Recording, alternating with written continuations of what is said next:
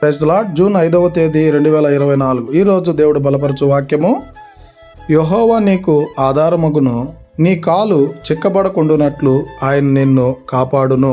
సామెతలు 3వ అధ్యాయము 26వ వచనము.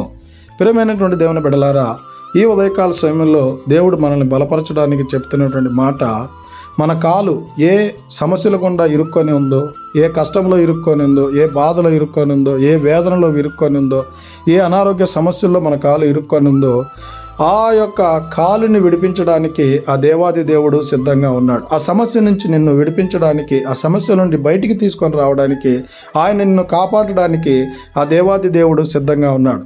గమనించండి ప్రియమైనటువంటి దేవుని బిడ్డలారా, ఈ ఉదయకాల సమయంలో మనము ఎవరెవరో మనకున్నటువంటి సమస్యల నుంచి, మనకున్నటువంటి ఇరుకుల నుంచి, మనకున్నటువంటి అనారోగ్య సమస్యల నుంచి, మనకున్న కష్టం నుంచి మనల్ని కాపాడతారని ఈ లోకమైనటువంటి వారి కొరకు మనము ఎంతో ఆశ పెట్టుకొని ఉంటాం.